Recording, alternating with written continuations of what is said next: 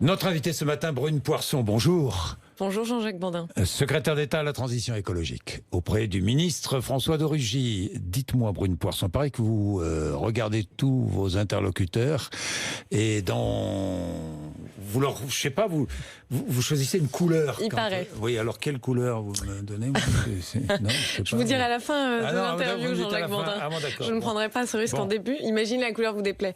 Bah oui, non mais peu importe. Ça peu importe.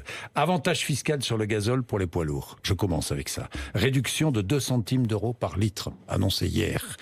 Ça fait râler les transporteurs routiers. Ils sont en colère. Je les ai entendus ce matin sur RMC. Que leur dites-vous? Qu'il faut que les efforts soient partagés en matière de transition écologique et solidaire.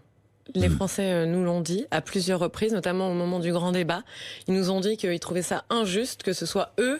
Ils avaient l'impression de porter un fardeau particulièrement important en matière de lutte contre le réchauffement climatique, notamment par le biais de la taxe carbone. Et là, il faut que les efforts soient partagés. Et c'est d'ailleurs tout l'objet du Conseil de défense écologique, c'est de permettre d'identifier les endroits où il y a encore des incohérences. Et il y en a. Il y en a une incohérence là. Mais oui, une niche fiscale sur quelque chose qui vient accentuer le réchauffement climatique, eh bien, il est temps, peu à peu, de s'attaquer à cette question-là. C'est-à-dire que vous pénalisez les transporteurs français, mais vous ne pénalisez pas les transporteurs étrangers qui traversent la France, qui roulent en France, qui ne font pas le plein en France et qui ne vont pas payer de vignette, à moins que... Est-ce qu'un jour, ils vont payer une vignette? Mais Jean-Jacques Bourdin, vous savez... Oui. Il y a quelque chose qui s'appelle la pollution de l'air, il y a quelque chose qui s'appelle le réchauffement climatique, et il y a quelque chose qui s'appelle aussi le réchauffement climatique qui va encore plus vite que ce qu'on croyait. Et donc là, il faut prendre des mesures. C'est une question d'équité, d'effort partagé. Mais c'est une question d'équité. Alors l'effort partagé doit être partagé entre les transporteurs français et les transporteurs étrangers. Il doit aussi être partagé entre ceux qui prennent leur voiture tous les jours pour aller conduire et qui sont assujettis à une taxe carbone, et ceux qui utilisent aussi le même est-ce que vous allez mettre en place une vignette? Vous êtes favorable à une vignette poids lourd pour les étrangers? Écoutez, moi, pour le moment, on l'a dit, nous, notre ligne et notre approche, c'est les efforts partagés. Elisabeth Borne va recevoir aujourd'hui l'ensemble des parties prenantes, l'ensemble des parce que ça risque d'être étendu aux travaux publics, qui vont être affectés par le fait que nous revenions sur cette niche fiscale. Les travaux publics seront affectés? Oui. Affecté, déjà, je ne sais pas effectivement si le mot est bon, mais en tout cas, il y a cette notion-là d'effort qui doit être partagée, et c'est pour cette raison-là que la ministre des Transports recevra aujourd'hui les différents secteurs pour en discuter, dont les travaux publics, pour leur demander de faire un effort, on est bien d'accord. Entre autres, évidemment, et finalement d'être soumis aux mêmes règles que les transporteurs routiers, on est d'accord, français. A priori, mais encore une fois, je vais pas m'exprimer. Encore une fois, je vais arrêter avec ça, parce que je vais arrêter avec ça, mais je voudrais juste une précision, Brune Poirson. Oui, Jean-Jacques Bourdin. Pourquoi, quand même? Je comprends très bien, vous voulez faire très bien. On va voir où ira l'argent. Mais les transporteurs étrangers, j'insiste bien, cette fameuse vignette poids lourd, est-ce qu'un jour ou l'autre, les transporteurs étrangers la paieront? Vous savez ce qu'on fait sur l'aérien, par exemple, hier? Ne me parlez pas de l'aérien. Non, mais c'est pareil, je vous explique la méthode avec laquelle on travaille. Je vous pose une question. Nous portons toutes ces mesures-là aussi au niveau européen, pour que ce soit pas des choses qui affectent que les Français. On parlait de cette taxe sur les billets d'avion hier. Vous savez, nous allons la mettre en place. Ça aussi, c'est une forte demande. Eh bien, 2 choses. D'abord, premièrement, nous battons aussi au niveau européen, pour que ce ne soit pas qu'une taxe qui soit en France.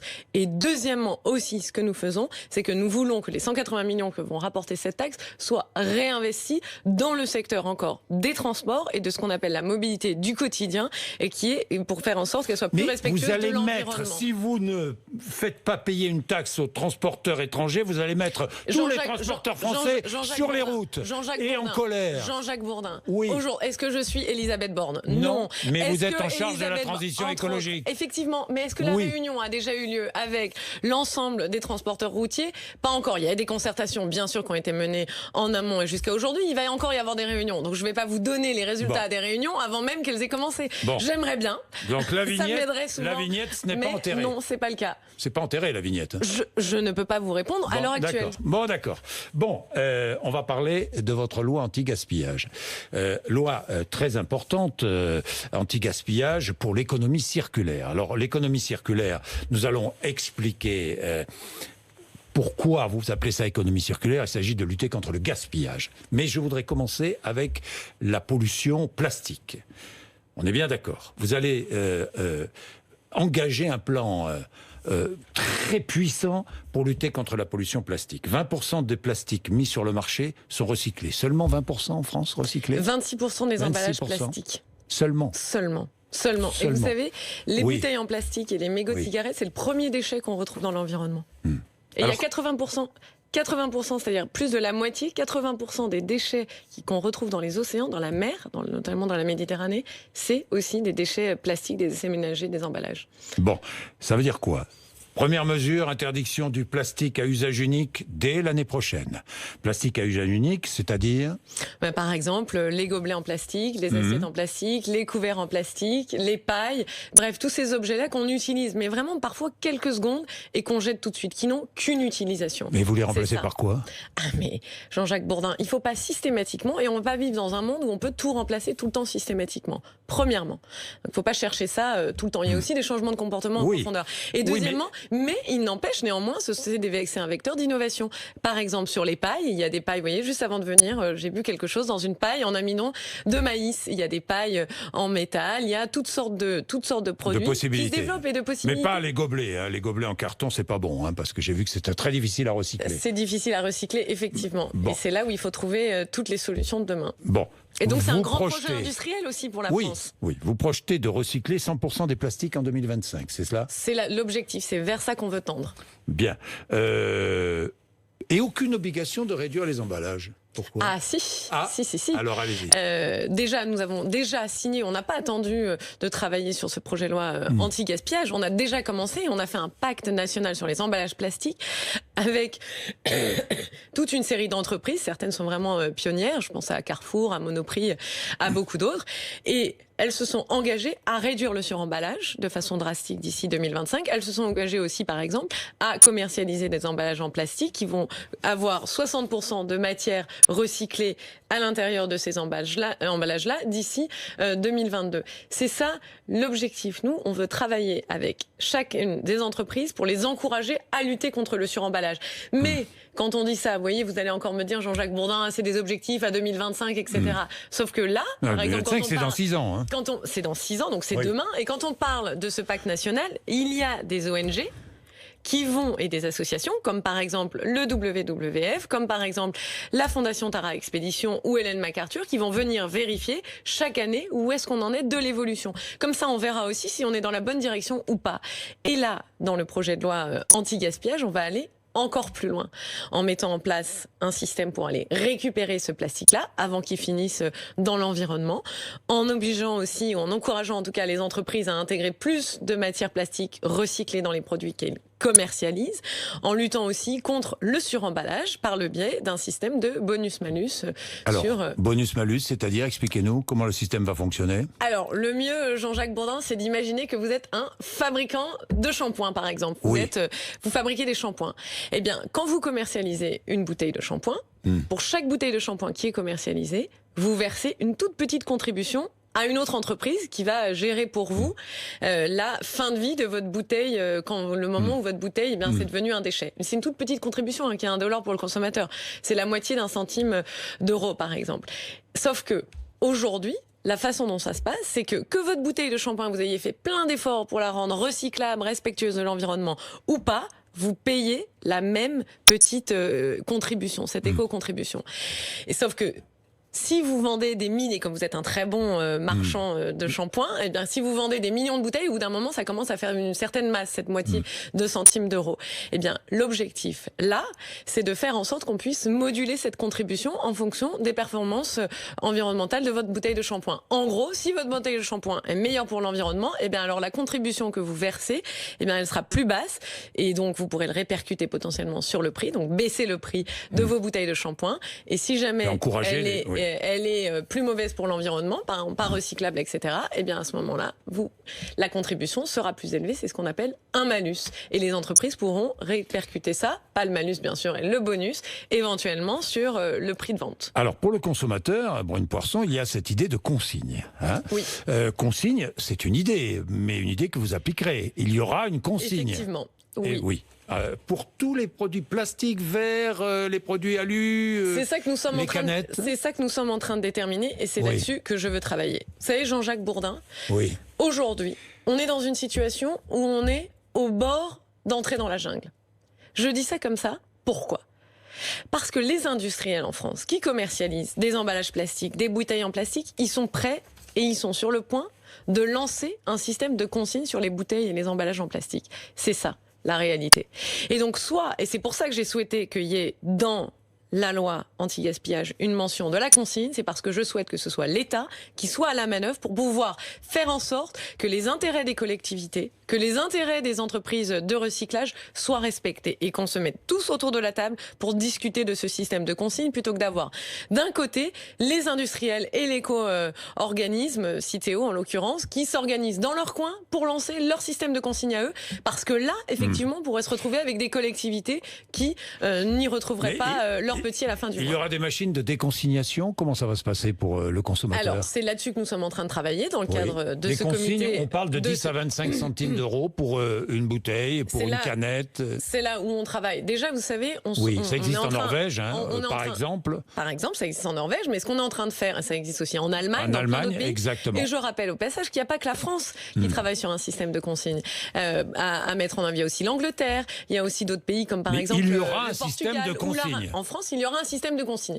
Maintenant, à partir de quand le système de consigne ? On travaille. On est en train de travailler. Ça dépend aussi du système qu'on met en œuvre. Mais en tout cas, on espère d'ici la fin du quinquennat. D'ici la fin du quinquennat, il y aura une consigne sur les on a bouteilles. déjà lancé une série d'expérimentations. Et maintenant, aujourd'hui, ce sur quoi on travaille avec l'ensemble des parties prenantes, c'est-à-dire avec les associations, avec les collectivités, avec l'éco-organisme, avec les industriels, avec les recycleurs, avec l'État. Ensemble, nous travaillons pour déterminer si ce sera une consigne pour recyclage ou alors une consigne pour réemploi. On travaille aussi pour déterminer si ce sera une consigne sur les bouteilles en plastique et les emballages plastiques, potentiellement aussi sur les piles. Est-ce qu'on le fera sur le verre ? Tout ça, on y travaille ensemble. Sur les piles aussi ? Potentiellement. Mais il y a une chose qui est certaine, c'est que l'infrastructure et le coût de mise en œuvre de la consigne, il ne sera pas pris en charge par les collectivités, mais bien, et par le contribuable, mais bien par les industriels.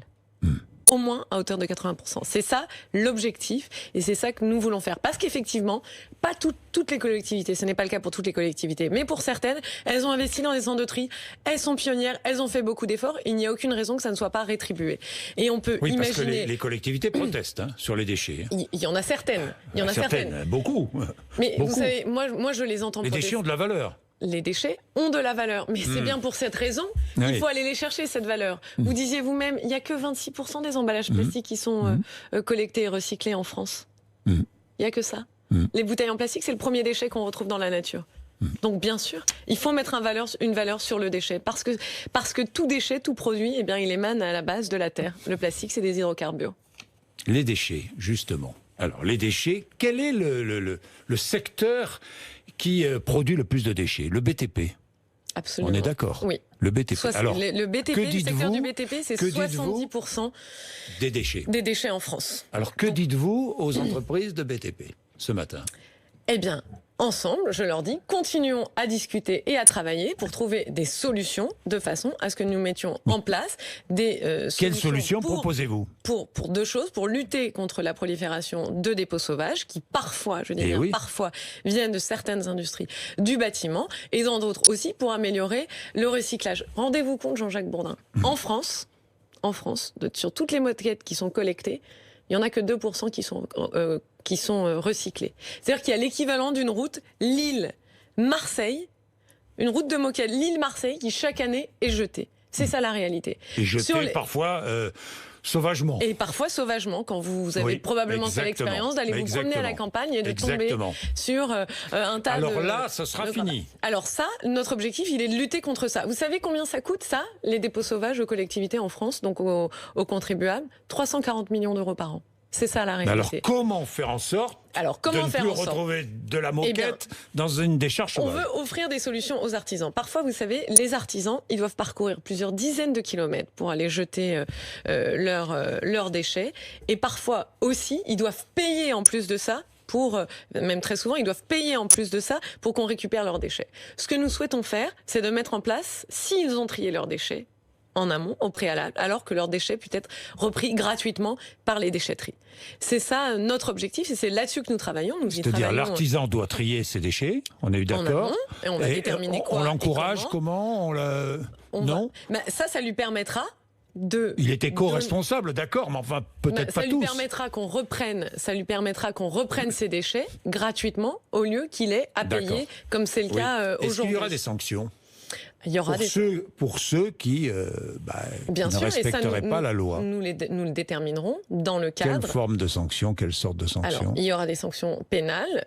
Et puis ensuite, potentiellement il y aura des sanctions, financières. Pénales, non, financières, et puis potentiellement, ça pourra aller... On ne peut pas se retrouver au tribunal, quand même, non? Potentiellement, vous savez, abîmer la planète, la Terre et ne pas tenir compte... Ça peut être quoi, une sanction? Ça, nous le déterminerons pendant le débat parlementaire. Pendant le débat parlementaire. Mais des sanctions sont prévues? Absolument. Mais il y aura des contrôles? Il y aura des contrôles. Mais qui? Tout à fait. Qui va contrôler? L'État va contrôler. L'État va contrôler. Ce qu'on va faire aussi. Des fonctionnaires, il y a plusieurs choses. Non, mais on va aussi renforcer les pouvoirs de police du maire en matière de lutte contre les dépôts sauvages. Oui. On va renforcer ce pouvoir du maire. Ça aussi, c'est un point qui est important. Les maires, ils sont confrontés à ça tous les jours, dans leur quotidien. Il faut qu'on les aide pour pouvoir avoir plus d'outils pour lutter contre ça. Contre les dépôts sauvages qui empoisonnent, c'est un fléau, ça empoisonne la vie de nos concitoyens. Je voudrais parler aussi de gaspillage, puisque ça fait partie de votre texte, qui sera présenté tout à l'heure en Conseil des ministres. Absolument. Et qui sera à l'Assemblée et au Sénat. D'abord au Sénat, je crois. D'abord au Sénat, en septembre. Voté avant la fin de l'année, adopté ou pas, mais avant la fin de l'année, la discussion parlementaire. Normalement, oui. Oui, avant la fin de l'année. Bien, le gaspillage, interdiction d'éliminer les invendus. Tout à fait. Toutes sortes d'invendus. Tout à fait. En France, on est bien d'accord. Oui, rendez-vous compte, Jean-Jacques Bourdin. En France, il y a l'équivalent de 49 millions d'euros de vêtements qui, en France, chaque année, sont détruits. Détruits. Alors, d'un côté. Alors que de l'autre, vous avez des personnes qui n'ont pas de quoi s'offrir ces vêtements-là. C'est ça la réalité. Là aussi, il y aura des sanctions pour ceux qui détruisent des invendus? Oui, absolument. Oui. Même ça ne chose. sera plus légal. On veut mettre un point final au gaspillage. On veut mettre un point final au fait qu'on produit pour détruire. C'est plus possible au XXIe siècle. Mais tous les produits neufs qui ne sont pas vendus, les invendus. Les invendus, il faudra qu'ils soient... Que vont-ils devenir? Plusieurs choses. Il faudra qu'ils soient soit donnés, pour certains, si des associations en ont besoin et que ça peut bénéficier à d'autres. Je pense par exemple à certains produits cosmétiques. Je pense par exemple aux serviettes hygiéniques. Il y en a encore beaucoup qui sont jetées, alors qu'il y a 2 millions de femmes qui ne peuvent pas s'en offrir, par exemple. Ça, c'est une réalité. Ou alors, ils seront mis dans des filières de réemploi, c'est-à-dire qu'ils pourront être un peu transformés. Ça aussi, c'est par des entreprises du secteur de l'économie sociale et solidaire. Ça, ce sont aussi des emplois locaux, non délocalisables, pour potentiellement des personnes avec pas nécessairement un haut niveau de qualification partout sur les territoires. Ou alors, en dernier recours, ils pourront aussi mis dans des filières de recyclage pour être recyclés. Bien. C'est ça l'objectif. Vous voyez, ce qu'on veut avec ce projet de loi, c'est vraiment c'est l'écologie du quotidien. On veut rentrer dans une économie du 21e siècle. Une économie dans laquelle on consomme moins, on consomme mieux, on arrête de produire pour détruire et on favorise aussi le recyclage partout aussi possible après avoir encouragé le réemploi, la réutilisation des produits. C'est bon pour la planète, c'est bon pour le porte-monnaie des Français et c'est aussi juste. Brune Poirson, je reviens à mon premier sujet. Simplement, une petite question. Vous avez vos petites obsessions, hein, Jean-Jacques Bourdin. C'est pas une obsession, c'est l'obsession de celles et ceux qui m'écoutent ou me regardent. C'est pas la mienne. Hein. Je vous dis tout de suite, Brune Poirson, question. L'argent de ces taxes, avions et poids lourds, transporteurs routiers, où va-t-il aller cet argent? Il va aller dans des projets de mobilité du quotidien, dans des projets en tout cas qui sont dédiés à la transition écologique. Oui. Je vous dis ça parce qu'on a eu de mauvais précédents. Mais je sais, Et vous savez, en matière de transition écologique, on apprend tous les jours. Si on avait toutes les solutions, tout de suite, immédiatement, il y a longtemps que les responsables politiques l'auraient fait. Non, on doit créer un nouveau monde. C'est le monde du 21e siècle dans lequel la planète est le centre et l'équation centrale. La planète et la solidarité, parce que les deux vont main dans la main. Et tant qu'on ne mettra pas ça au centre de tous nos projets de politique publique, eh bien ça, d'abord, il faut le faire. C'est aussi difficile, c'est compliqué, parfois on tâtonne. Mais on apprend aussi et on change de méthode, mais avec le même objectif intransigeant qui est de préserver la planète. Et donc là, oui, nous avons entendu le message à l'occasion du grand débat. Et donc oui, les recettes de cette taxe-là, elles vont être réaffectées à des projets de transition écologique. Ça sera fait en toute transparence. Elisabeth Borne y travaille d'arrache-pied. Merci Brune Poirson d'être venue nous voir ce matin. Merci à vous Jean-Jacques Bourdin. Et BFM TV, quelle couleur? Non, peu importe, peu importe. Violet. 8h54. Violet. Ah bon, d'accord, ça me va, violet. 8h54.